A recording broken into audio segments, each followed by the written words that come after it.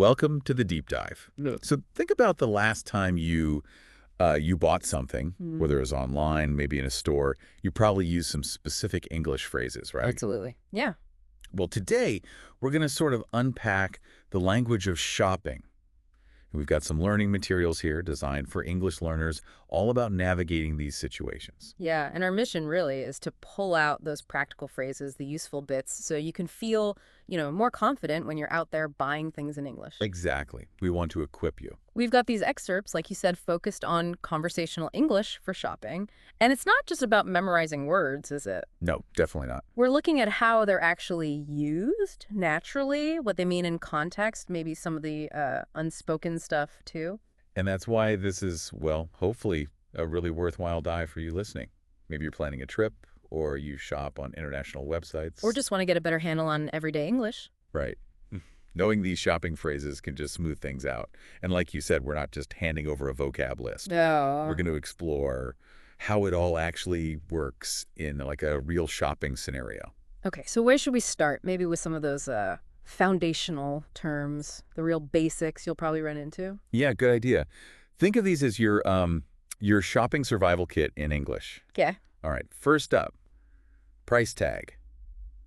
Seems simple, doesn't it? Pretty straightforward. It's that little tag, paper or sticker, tells you the cost. You might say something like, oh, I looked at the price tag and it was $25. Right. And it's key, isn't it, for knowing if it fits the budget straight away? Exactly. It avoids that awkwardness of having to ask, maybe. Yeah, knowing what it is and just looking for it automatically. It's efficient. Saves you asking, how much is this? Constantly. Definitely. Okay, next one. On sale. Now, that's a phrase we all like to hear. Oh, yeah. Music to my ears. When something's on sale, the price is reduced. Simple as that.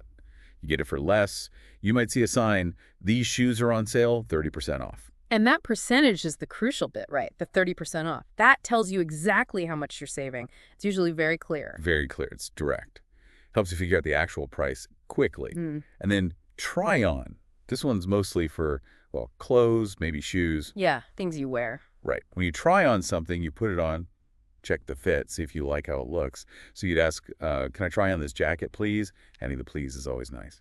Yeah, or maybe, excuse me, can I try this on? Just a bit of politeness. Good point. And trying things on, it's standard practice, isn't it?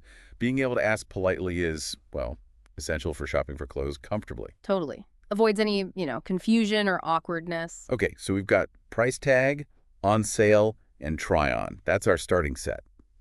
Now, let's see how these phrases and others kind of come alive in a typical shopping situation.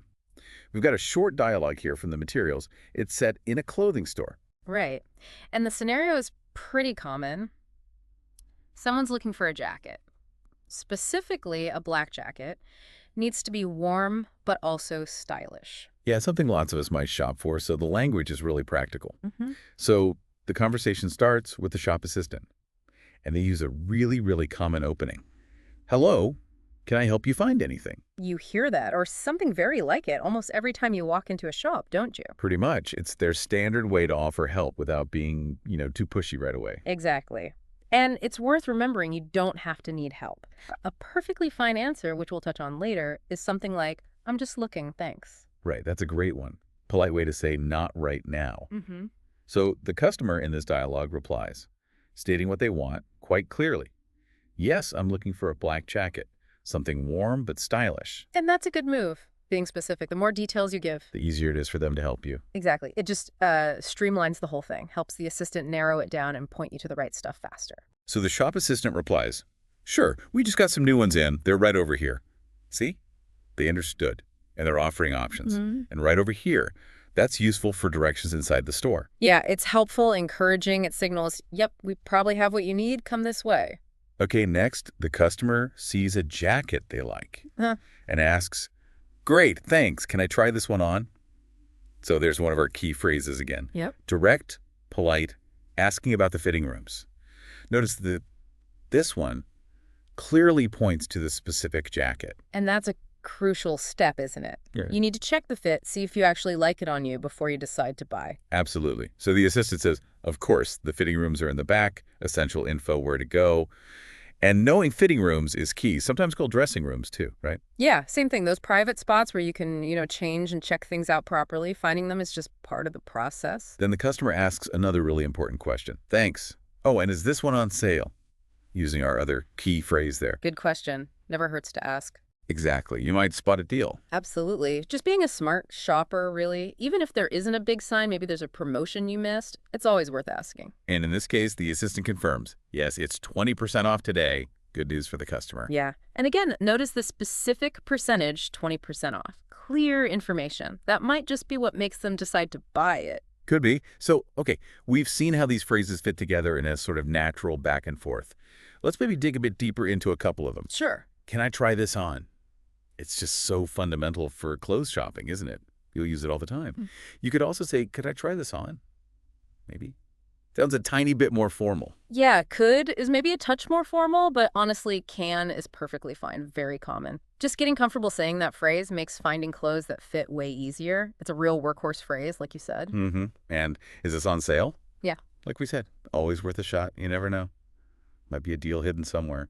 Right. It shows you're paying attention, looking for value. It's a simple question, but yeah, could lead to a nice surprise. And fitting rooms. Just knowing the term and, knowing what they're for is important. Gives you that private space. Yeah, locating them is just a practical skill if you're buying clothes in actual stores. Okay, so the source materials also give us a few more phrases to sort of build up your fluency a bit. Yeah, expand the phrase book. Like, do you have this in a different size? Super practical. You find something you like, but it's not quite the right fit. Oh, definitely. You ask this all the time with clothes and shoes. Sizes vary so much between brands, don't they? So asking this is key to finding the right fit. Totally. Another really useful one, looking thanks, we mentioned it earlier. Mm-hmm. It's that polite way to signal you want to browse on your own for a bit.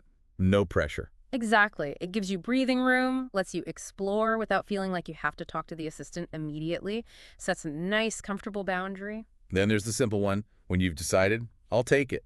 Yep. Clear signal. I want to buy this. Tells the assistant you're ready. Ready to move towards paying. It's direct, unambiguous. Let's do this. Takes you to the next step. Paying. Which brings us to the last one here. Can I pay by card? Very practical, especially these days. Definitely. Lots of people prefer cards, but maybe smaller shops have preferences or issues sometimes. Always good to check. It's an increasingly important question, isn't it? Payment methods can vary. Asking up front saves any potential hassle at the till. Right. So to help all this sink in, maybe we should quickly run through that dialogue again, just at a natural pace. Listen to how it flows. Yeah, good idea. Pay attention to the rhythm, the intonation, too. It adds another layer to understanding how to use these phrases naturally, politely. Okay, here it is again.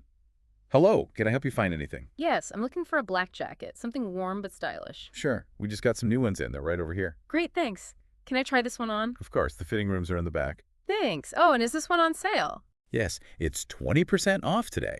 See, you can really hear how those phrases just link up. Makes the whole interaction smooth, effective. Yeah, it flows quite well. So just to wrap up then, we've looked at some essential shopping vocabulary, price tag, on sale, try on, and we broke down that typical clothing store chat, pulling out those key phrases for both the assistant and the customer.